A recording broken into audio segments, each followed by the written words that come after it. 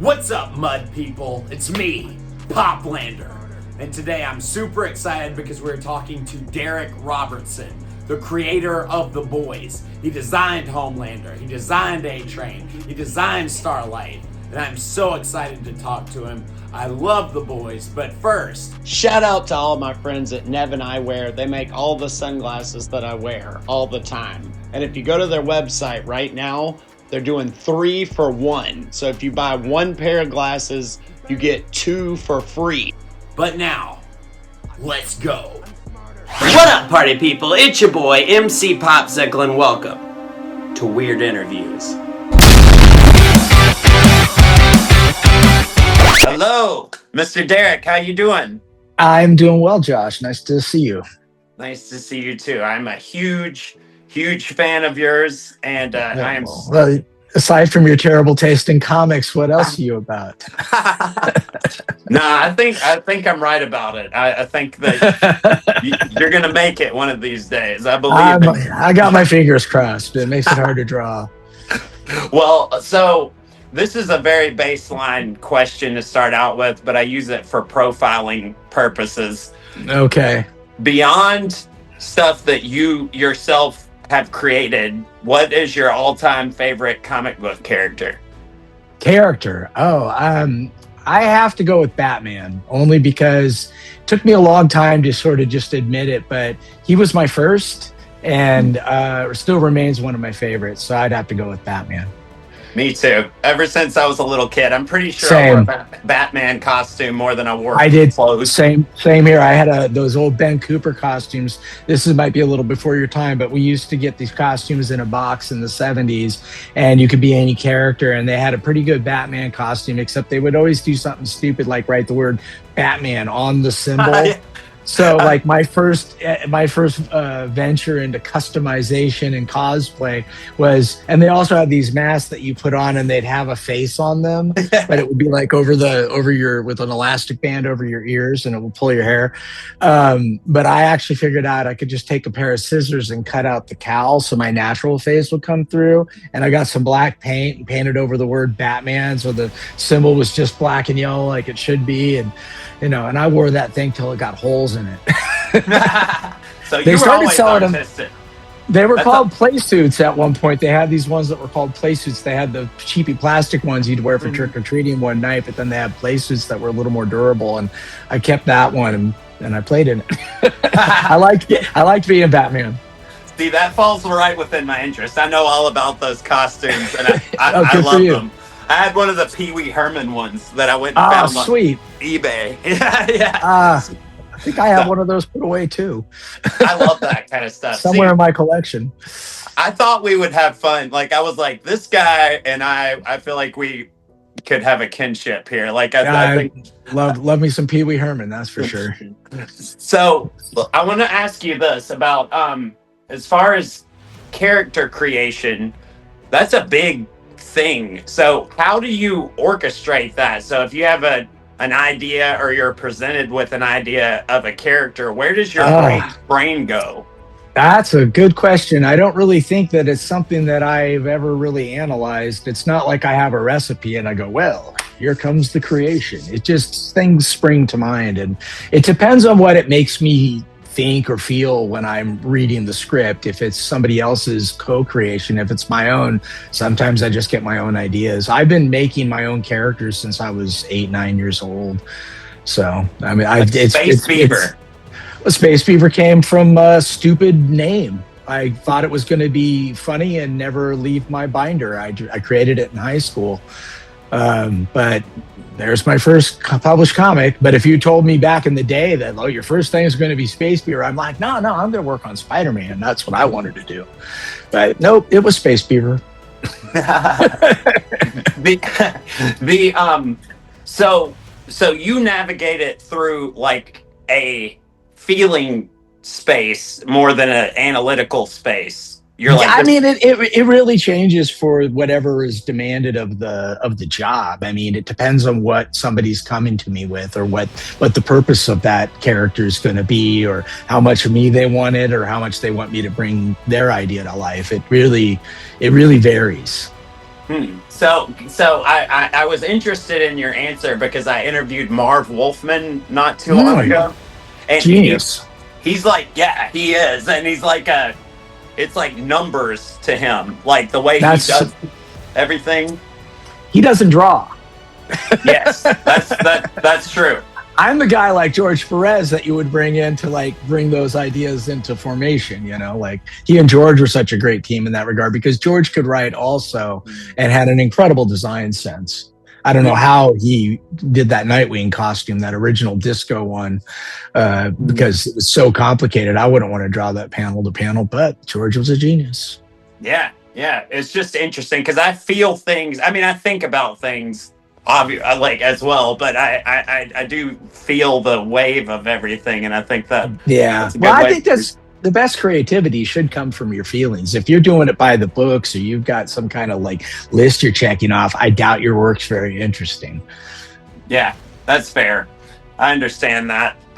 Also, speaking of, we talked about Space Beaver just for a second, but I noticed through some of your work there's like this some of it reminds me of, it rhymes with Jonan Vasquez stuff. Were you influenced by him, like the Johnny the Homicidal Maniac or Invaders? No, not at all. Not at all. Have you ever looked at any of that?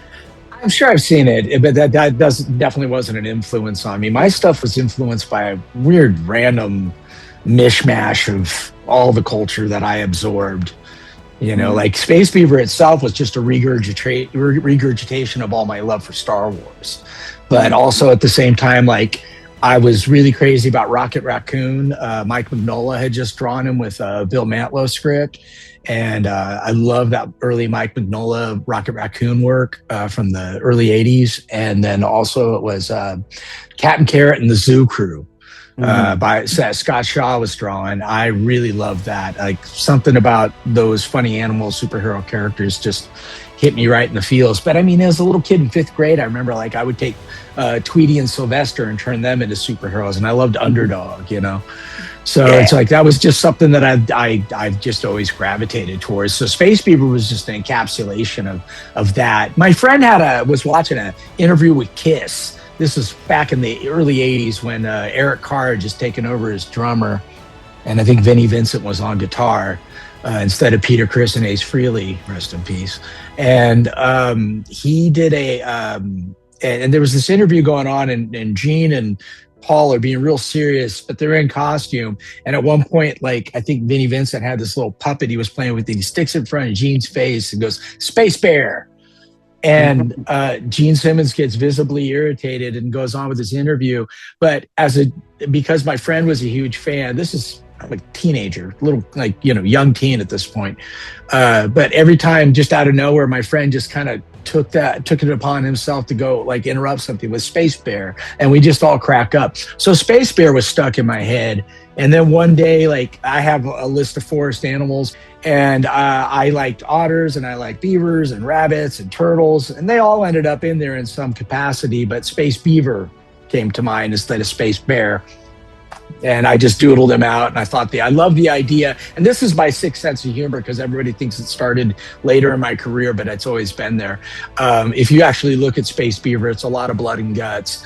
And but what I really loved was the idea that these cute animals would have bones and flesh and be full of pathos and, you know, heavy drama. And if they, you know, were in a laser battle, you know, and blood, but, you know, intestines or stuff are flying out and brains, and that just made me laugh. That stuff, you know, that's just where my artistic heart has always been.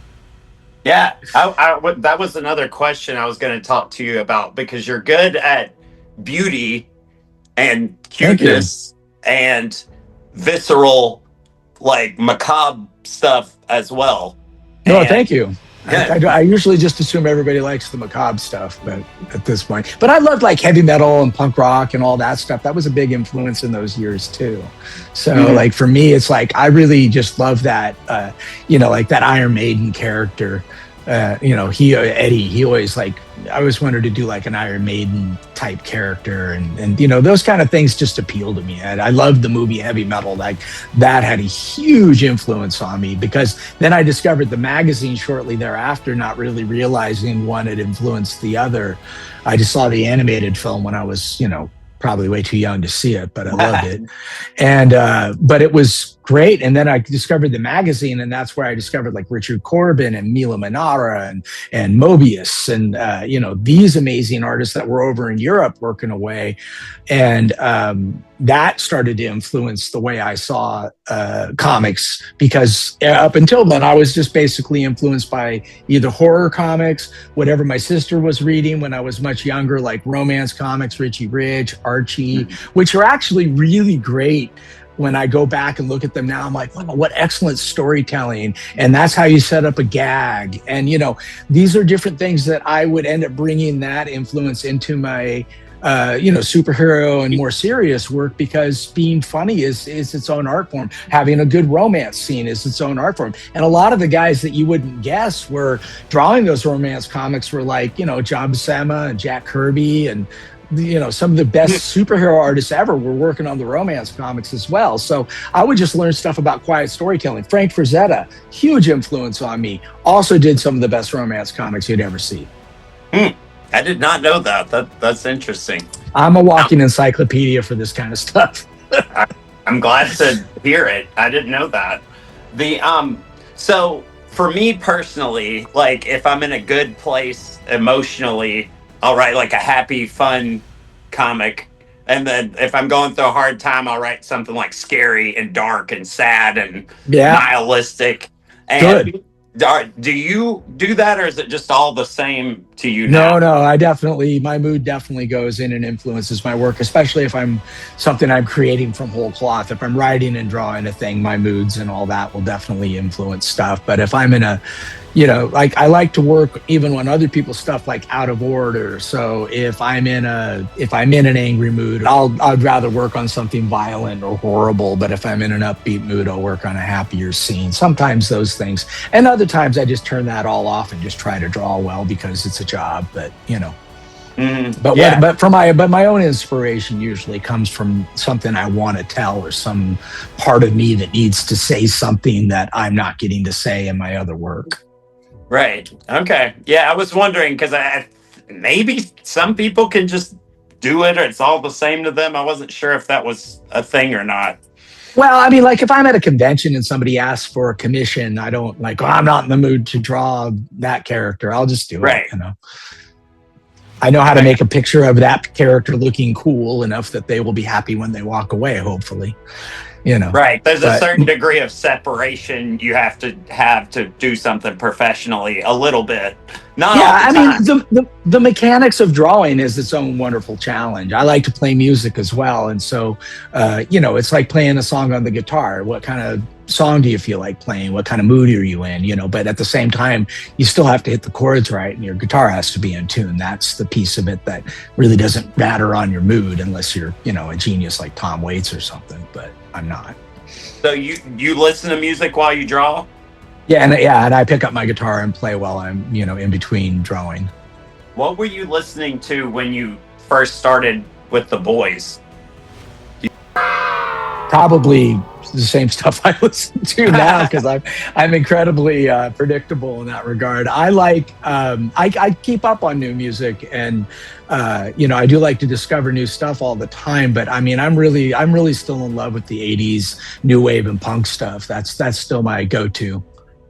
I literally wrote this question down, and then I wrote punk ? Because that's really, I was like, that's what that is. Like, I know. Yeah, I'm much more in the day than I am. I'm getting old. So, to concentrate, it can be distracting, but I'll still turn up the Ramones real loud. Yeah. I feel less full of rage, I guess. So I gotta just go back. For me, it's almost like I have to be able to tune it out now. It's like if it preoccupies me too much, it's like I'm at a stage in my career where it's like working in silence is kind of nice now, but right. Nah, depends on where I'm at. Yeah. I also there's this giant in the boys. There's a giant nihilism thing throughout the whole thing, but Yeah. I don't look like it, but I subscribe to that very strongly. And from my perception of the comics, that comes from like a place of pain or tiredness of the system, or just saying I'm not Yeah. going to do this anymore. Were you in a Yeah. frame of mind like that? Yes and no. I mean, I like to keep the thematic things of the boys more as attributed to Ennis and what the story he wanted to tell in that regard. I loved it because it was an opportunity to create original characters and work with him.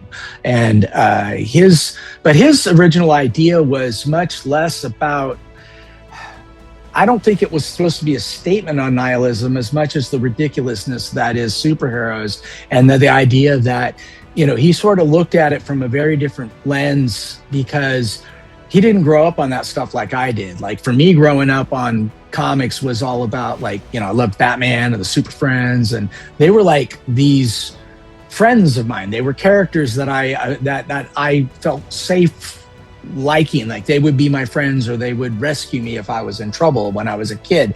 His take on it, like his stuff was like war comics and Beano and sci-fi stuff, and so it was a very different take. So that all kind of looked ridiculous to him on some level, where why would they wear those suits, you know? And then as I'm older, I'm like, yeah, that is kind of weird. Why do you hang out in those costumes? Like every once in a while, I like to look at these older comics, and there'll be like a shot of all the supervillains. This was like back in the 70s, but they'll all be like posing together in their costumes. And I'm like, so how did that, and I want to do like a short story about that. Like, hey, can you meet at the warehouse at 7, but make sure you're in your costume because we're going to do a group shot. Like, I don't want to be in a picture, man, but if somebody recognizes me, you know, but somehow that picture comes together for that drawing. And I find that hilarious. And, you know, like there's this weird costume party element of it that gets lost in the obviousness. But with Ennis, it was like he had this idea, like, okay, but if you did have superpowers and you were a superhero being in our world, like the way our world is circa 2004, then what would stop you from just being doing whatever you want? Like, who's going to hold you accountable? And he would read these, you know, he remembered these comics where, like, you know, the Hulk's like throwing cars at people, or, you know, or at enemies, and buildings are toppling, or Superman busts through a wall to save the day. Like, well, that's a lot of rock flying in many different directions at a high propulsion. Somebody's going to lose an eye, you know, that one of those cars is going to crush your grandma. And who's going to go to the superhero at that point and go, hey, you crushed my grandma? You know, no one. It's not going to happen. You just have to live with it. So he started thinking of this whole world where, like, the government comes in and covers it up, and there's a corporation behind it that pays you off, and, you know, and then the superheroes themselves not being accountable, they'd be as corrupt as anybody. Like, they would be like celebrity superhero politicians. You know, they would all kind of like, they'd be corrupted by the same thing, because absolute power corrupts absolutely. So that was really his beginning for it. And I think originally he wanted to set it in the DCU and kind of, you know, be real subtle about which superhero we were saying does the thing. But we realized pretty quickly, like, that wasn't going to work too well, and DC was never going to let us do it. So we created, I'm pretty sure it was me that suggested, well, let's do like Alan Moore did and create our own characters, like, you know. And he obviously, we did that, and he came up with those great names. And but even then, DC was like, that was too much for us, and they canceled us, even though we were the best-selling book at Wildstorm at the time. But you know, sometimes you're ahead of the curve. You know, that's the you don't blaze a trail and not get cut on thorns. Yeah, it's very interesting to me that people say parody, and I mean, I'm sure that was you guys' intention to a degree, or satire almost, or something like I would that. say it's more satirical than it is parody. I mean, parody would imply that we are. I see. For me, it's like I never really wanted to go after Superman himself because I love Superman, and I love that character. Have since the movie blew me away when I was a kid, but I was already reading the comics. So for me, Superman and Homelander, I was really happy because DC, talk about full circle. DC just hired me to do a Superman fighting Homelander cover, and so that's out in the world now. But it's like, man, from canceling us because it was too much like Superman to sharing a cover with Superman was like, and then letting me, and then I got to draw it. Was just, mwah. But kinda, but but he definitely is in the zeitgeist now. But what I love about that is that Superman would fight Homelander. Like he would never let Superman would never let Homelander get away with the stuff that he does, and Superman would never do the things that Homelander does because anybody can put on a Superman costume. It doesn't make you Superman. Because It's about the character. I always say that Superman's greatest superpower is his self-restraint. And that's kind of like the idea of The Boys too, is like how much of this power do you hold back? Because if you're a nuclear weapon that could land at will, what's to stop you? No, I completely agree. And where I was going with the satirical comment is that it's funny to me because I feel like reading The Boys, I'm like, y'all are saying stuff that nobody else is saying, and a lot of it is true in a way, and so it's interesting. So I wondered if you accepted the satire label so that people would listen to you guys tell the truth, basically. And you're like, yeah, that's what we're doing. I think we would just make comics. It's like all the best comics growing up to me, like they never hit you over the head with a message. Watchmen had a very sincere premise to it. The Dark Knight Returns had a very sincere premise to it. Those people were speaking their truth through those characters without making it real obvious. So was Dark Knight Returns satirical? I don't really think so. It kind of holds up as one of the canon stories of Batman now. But, you did have like the Joker get out of prison and go on David Letterman. And, it was very much a product of the 80s. So what was Frank Miller trying to hit you over the head with a message, or was art just reflecting on life? And I think that's really what ours, at least from my point of view, that's what we were doing. It was art. Really good art should reflect life. It shouldn't really require you to step up and make a statement. It should just come naturally if that's what you want to say and do. I just believe that stuff should pour out of your creative side. Right. I agree. Here's another weird question that I've thought about a lot, and you bringing up the Homelander Superman cover. Like, as a writer or as a creator, the very best thing that can happen is that your art becomes more famous than you personally or me. It's happened twice for me. Isn't like so? It's insane. Well, I mean, Spider Jerusalem is out in the zeitgeist. Like people send me pictures of him graffitiing on walls in Europe, and I'm like, whoa, that's way bigger than me. People come up with tattoos of him, and I've met many a Spider. I was in the middle of a little town in Italy called Narni back in 2010. And I had only been to Italy a handful of times at that point. And, and this was a small town up in a hill town outside of Florence. And a guy dressed as Spider Jerusalem shows up. And I'm like, wow, that just blows my mind, that it reaches that far into the world. And then now it's like I can't go to a convention and not see like a Homelander or a Starlight or a Deep walking around. Yeah, that might have been me.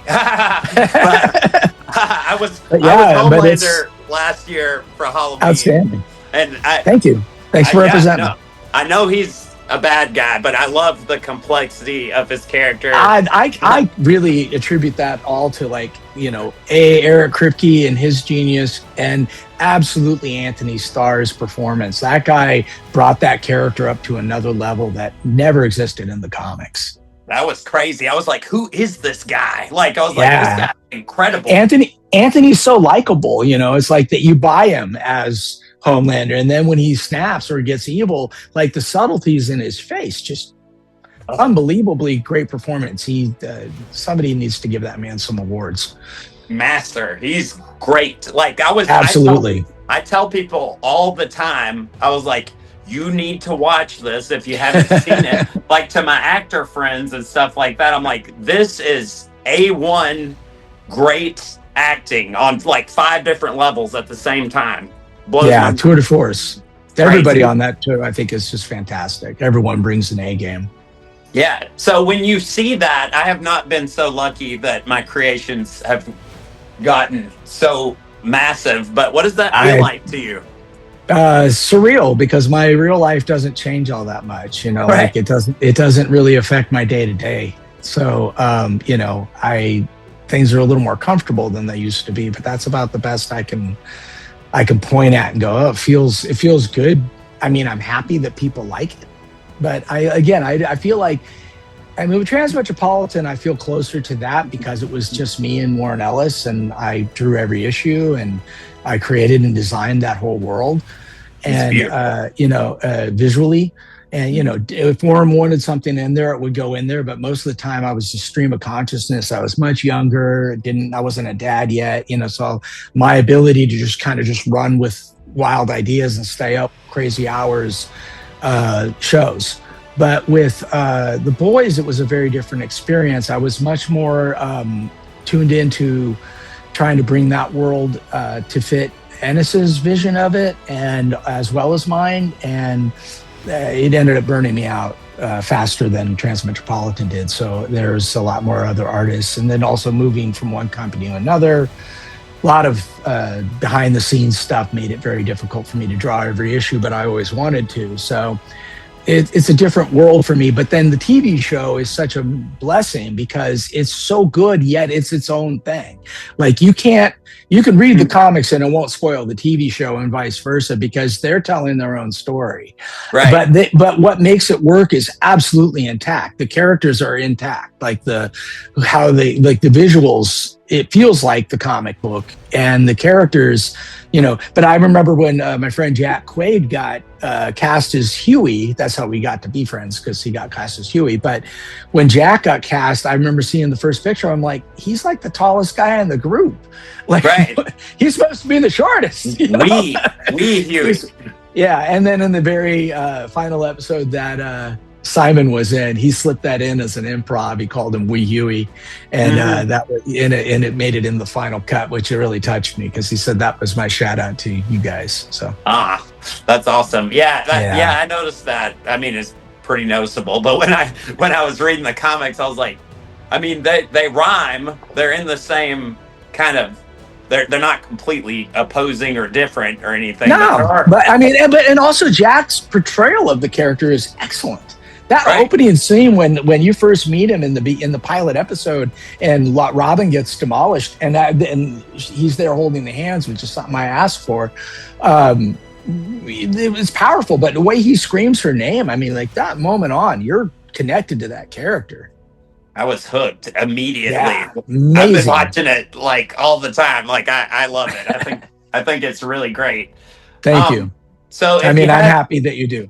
I genuinely. I can't. I say thank you on behalf of everybody. I don't feel like I can take credit, but well, you can take some. I'll give you some. I planted the seedling. No, that's. I mean, they made it the mighty oak. So I got one more question for you. Yes. This is not specific to only comics. It can be comics, but I mean, I hear you say like heavy metal stuff like that. What is your like Mount Rushmore of influences from in any direction? It doesn't even matter. It's music or art or like comics or. I know it's a huge question. I can't point. Well, I can't point to one, you know. It's like, for me, it's like everything affects my artwork because I'm just ingesting everything. But I love cinema. I study cinema and lighting, and I love watching how, like, I'll pause a movie just to look at how a scene is set up, or if there's an interesting angle, I'll look at it or screen grab it, you know, because I like to bring elements of cinema into my comics. I think the most obvious is the Happy that I did with Grant Morrison. I think that's where probably the most cinematic comic I did, because he originally told me we were going to hope that it would become like a holiday film, which I think it would have done well as, but like like Krampus, a dark holiday film. But I really feel that I tried to make it as cinematic as possible. And then that director mentioned that they followed the comic book like a roadmap for the original season, but and for the pilot. But that's a good example of like I like to bring cinematic elements in. I like to bring my sense of humor into it. I like to I love comedy. I used to go to comedy clubs all the time back in the 80s or 90s and know a lot of comedians. And I think humor is important in any, especially if it's like horror or something scary, like it has to be funny too, because then that makes it better. Like Sam Raimi's a master at that. Yes. And so I love stuff like that. But it all comes from different things. I mean, at the end of the day, superheroes and Star Wars, that's really just, that would probably have to be the Mount Rushmore. So like a couple of years ago, I got to write and draw my own Batman story, and it became Legends of the Dark Knight #1. Yeah. And writing and drawing Batman, like just, I'm done. That's it. That's top of the hill for me. I was the regular artist on Wolverine, top of the hill Marvel for me. Those things were like my go-tos. Now it's just sort of like, I'm excited about being back in the world of creator-owned again. Like I did my superhero stuff and got that. I reached those, I scratched those itches, and now I'm really excited to be doing original stuff again. And currently I'm working on a book called Necretaceous, and it's a relaunch for DC Vertigo that should come out this year. And I'm working with the amazing Tom Taylor, and he and I are co-creating an original world that where the zombies, the zombie apocalypse ends up in a time machine, and it infects the dinosaurs. So the dinosaurs are the zombies. So I'm drawing zombies and zombie dinosaurs, and it's wonderful. What more could you want out of life? No, it's so in my wheelhouse. It's like, I understand why Tom was like, you want to do this? I was like, yeah, man, I want to do that. I love working with Tom Taylor. He's an incredibly fun co-creator. Yeah, no, like, and also like, this is probably one of my only shirts that doesn't have a zombie on it. I've got like Dawn of the Dead, Land of the Dead. Nice. All that kind of, I love those. It's zombies with a twist, because I know zombies are a little bit overdone, but I don't think we've seen really zombie dinosaurs like this before. So it's fun. Yeah, it's kind of a survival story, because our cast is trying to stay alive, and they tried to go back to the 80s and things went wrong, and they end up in the Necretaceous period. But it's a little statement on like billionaires and people with too much power and money, and what do you do when your money can't buy you anything? Yeah, that's cool. I will be the first guy in line for that. Right on. I think you'll like it. You pigeonholed me immediately. Well, if you look it up, it's like the Cretaceous period, like Cretaceous with NE at the beginning, Necretaceous. So if you want to Google it, you can see my first cover that's floating around out there. I will, absolutely. Well, thank you so much for talking to me. It's been an honor to speak with you. Yeah, it's been great. Thank you so much. Yeah, it's my pleasure. Thanks for having me on. Have a good day, my friend. You too, Josh. And that's about it, everybody. Thank you guys so much for watching. Thank you, Derek, for coming on. It was an honor to speak to you. It was really awesome. Y'all make sure to go follow him. Also, follow my Facebook page, MC Popsicles World on Facebook. Right here. So make sure to check that out. Thank you guys for watching. And here is one more word from our sponsors. First thing is, I would like to give a very special shout out to my new sponsor, Big Ideas Consulting. Make money and grow your business the smart way with Big Ideas Consulting. Please check out Ramicus.com for all the MC Popsicle merchandise. We got buttons, shirts, phone cases, posters, everything. So make sure to get on over to Ramicus.com and get you something. Stop! Before you do anything else, check this out. This is a vintage 90s Ninja Turtle figure that was modeled after the turtles from the movie. I love it.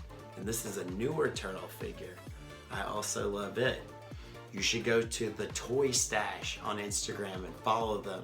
They have vintage and new toys. And if you're a toy collector like me, you need to know about them. Follow them on Instagram right now.